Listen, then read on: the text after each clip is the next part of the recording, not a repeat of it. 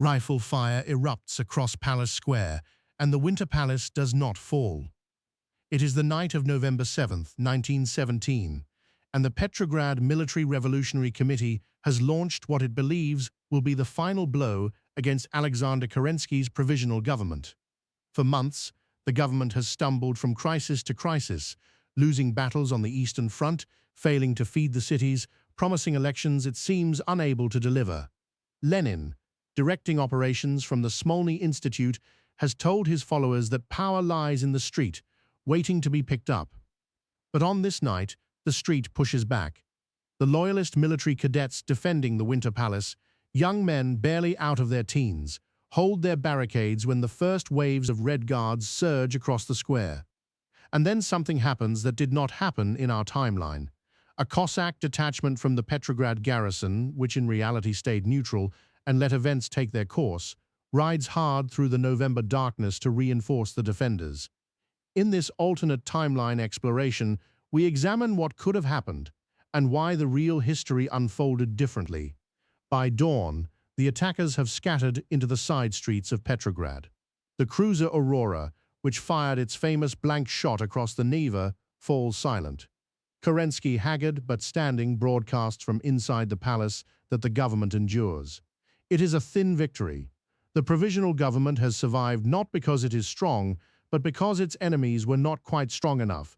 And what no one grasps in that cold November morning, what will take years to fully understand, is that this single night has rewritten the trajectory of the 20th century. Kerensky moves fast, faster than anyone expects from a man who has spent months dithering. Within 48 hours of the failed assault, he orders the arrest of the Military Revolutionary Committee's leadership. Soldiers loyal to the government raid the Smolny Institute at dawn on November 9th. Leon Trotsky, the brilliant organizer who planned the operational details of the palace assault, is seized in his office, surrounded by unfinished communiques. He does not resist. There is nothing left to resist with. Across Petrograd and Moscow, Bolshevik printing presses are shut down and their offices padlocked. The party newspaper Pravda publishes its last edition on crumpled paper before soldiers arrive to smash the type. Rank-and-file Bolsheviks face a grim choice. Some surrender and are processed through hastily organized military tribunals. Others melt into the factory districts of the Vyborg side, shedding their party cards, becoming ordinary workers again. Lenin, who staked everything on the insurrection's success, flees Petrograd disguised as a railway worker, retracing his steps back toward the Finnish border. He has done this before, after the failed July Days uprising, and he knows the route. The Petrograd Soviet, which for months operated as a parallel government under heavy Bolshevik influence, undergoes a swift transformation. With its Bolshevik delegates arrested, exiled, or in hiding, the Soviet passes into the hands of socialist revolutionaries and Mensheviks. These are men and women who believe in revolution, but not in Lenin's version of it. They want a Constituent Assembly, not a dictatorship of the proletariat. For the first time since February, Russia's competing centers of power begin to converge rather than tear each other apart. But convergence is not the same as unity, and the fractures run deep. The Constituent Assembly election proceeds on November 25, 1917, exactly as originally scheduled. In our timeline, this election also took place. It was one of the freest Russia had ever seen.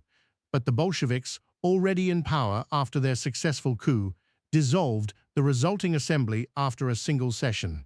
Here, the circumstances are radically different. The Bolshevik party apparatus is shattered. Its candidates remain on the ballot, but without printing presses, without organizers, without the aura of revolutionary momentum, they are ghosts on paper. The socialist revolutionaries win a commanding majority, sweeping the rural districts where over 80% of Russia's population lives. Viktor Chernov, the party's intellectual leader and champion of the peasant cause, emerges as the Assembly's natural chairman. The Constitutional Democrats, the cadets, led by Pavel Milyukov, secure a meaningful bloc representing the urban professional classes. Mensheviks hold their industrial strongholds. It is a messy, pluralistic result, exactly what a democratic election in a vast and fractured empire should look like. Something else happens that winter, something quieter but no less important. Soldiers at the front, who have been deserting in catastrophic numbers throughout 1917, hear that a legitimate government is forming, one that has promised peace and land. Desertions do not stop, but they slow. Enough men hold their frozen positions through December and January to maintain a semblance of a front line. It is not heroism. It is the faintest flicker of hope that someone in Petrograd might finally end this war. On January 18, 1918, the Constituent Assembly opens at the Tauride Palace in Petrograd. In our timeline, this same body convened on this same date, only to be dissolved by Bolshevik sailors after 12 hours. Here, the delegates file into the Great Hall, knowing they have a mandate no Russian government has ever possessed. They were actually elected. Chernov is chosen chairman by an overwhelming vote. He delivers an opening address that is long, earnest, and deliberately undramatic, the speech of a man who understands that theatrics are what got Russia into this crisis. The Assembly's first major act is a decree on land redistribution, formally transferring estate lands to the peasant communes that already occupy them. This is less a revolution than a ratification. Peasants have been seizing land since the spring, but the legal framework matters. It transforms chaos into policy. The second act is the appointment of a peace delegation authorized to approach the Central Powers at Brest-Litovsk and negotiate an end to Russia's war. Kerensky, whose personal authority kept the government alive through the October crisis, accepts a reduced role as Minister of War in the new cabinet. It is a bitter step down for a man who once saw himself as Russia's indispensable leader. But Kerensky, for all his vanity, is not a fool. He can read the election results. The age of provisional authority is over. The age of constitutional authority has begun. Fragile, untested, but real. In February 1918, Russian delegates sit down across from their German and Austro-Hungarian counterparts at Brest-Litovsk. The fortress town is the same, the conference table is the same, but everything else is different. In our timeline, the Bolsheviks negotiated from a position of absolute desperation, a revolutionary government fighting a civil war and hemorrhaging territory, ultimately signing away Finland, the Baltic states, Poland, and Ukraine in one of the most punishing treaties in modern history. Here, the Constituent Assembly's delegation arrives with something the Bolsheviks never had: democratic legitimacy and a functioning, if fragile, state behind them. The negotiations proceed slowly, agonizingly so. Germany needs this treaty. Ludendorff is planning his spring offensive on the Western Front, and every division tied down in the East is a division he cannot hurl at the British and French lines. But Russia's delegates, led by experienced socialist revolutionary diplomats, understand this leverage.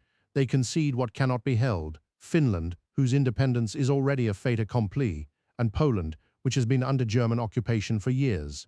But they fight for the Baltic provinces and Ukraine, arguing, stalling, drafting counterproposals. The final treaty, signed in late March, is harsh, but not catastrophic. Russia loses Finland and Poland. The Baltic provinces receive autonomy within a loose Russian framework, a compromise that satisfies no one completely but prevents outright annexation.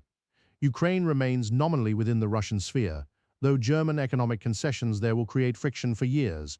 Russia emerges from the war diminished, humiliated, and debt-ridden.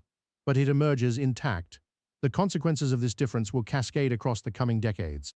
The Assembly government's land redistribution program begins in the spring of 1918, administered through local zemstvo councils that have deep roots in Russian provincial life. On paper, the program is straightforward. Estate lands are transferred to peasant communes, with compensation to former owners funded by long-term government bonds. In practice, it is chaos. Every village has its own understanding of what the land decree means. Boundaries are disputed.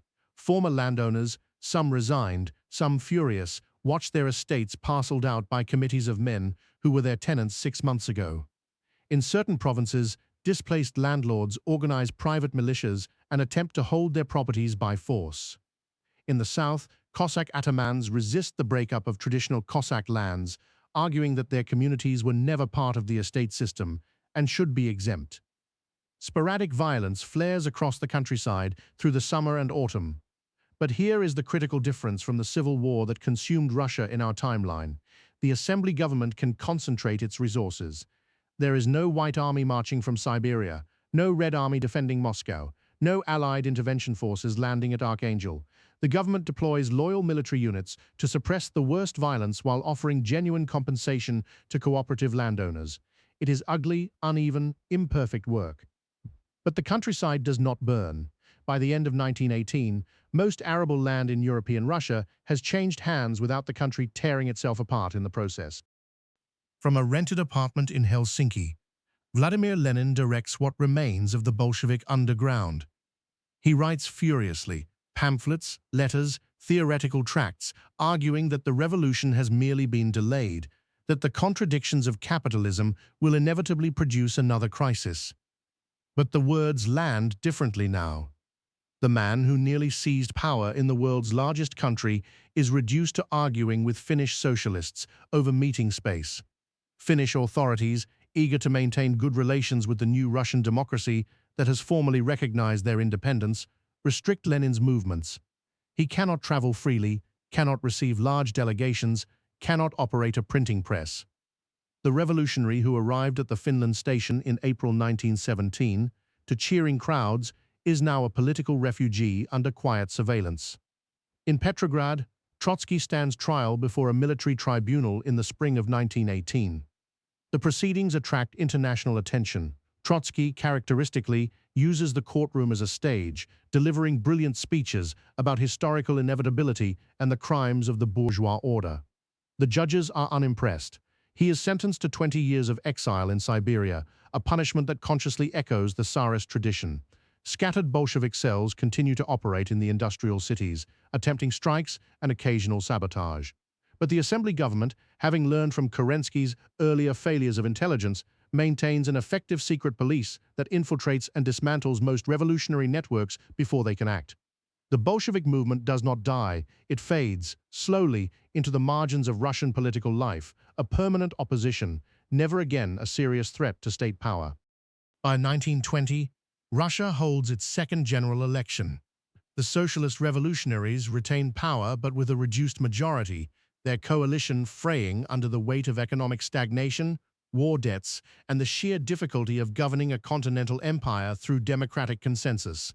The cadets and Mensheviks gain seats, as do a scattering of regional and nationalist parties from the empire's periphery. A constitution is ratified, establishing a parliamentary republic with a weak presidency, a system designed to prevent any single leader from accumulating the kind of unchecked authority that both the Tsar and Kerensky once wielded. Russia in 1920 is poor. It is agrarian. 70% of its population cannot read. Its industrial base, never comparable to Germany's or Britain's, has been further degraded by 3 years of war and 2 years of upheaval. War debts to France and Britain consume a punishing share of government revenue. The land redistribution, while politically successful, has fragmented large estates into small peasant plots that produce less grain for export. There is hunger in the cities. There is resentment in the countryside. There are officers who mutter about restoring order through the barrel of a gun. And yet, Russia is at peace. There are no mass graves at Tsaritsyn, no famine engineered in Ukraine, no Gulag archipelagos stretching across Siberia. The country that in our timeline became the Soviet Union, that engine of ideology and terror that shaped the entire 20th century, instead becomes something more modest and more human. An unstable, fractious parliamentary democracy, not unlike Weimar Germany, full of promise and fragility in equal measure. Whether that promise will be kept, or that fragility will shatter it remains, in 1920, an open question. But for the millions who would have died in the Civil War, in the famines, in the purges, in the camps, for all those unlived lives, the question itself is a kind of mercy.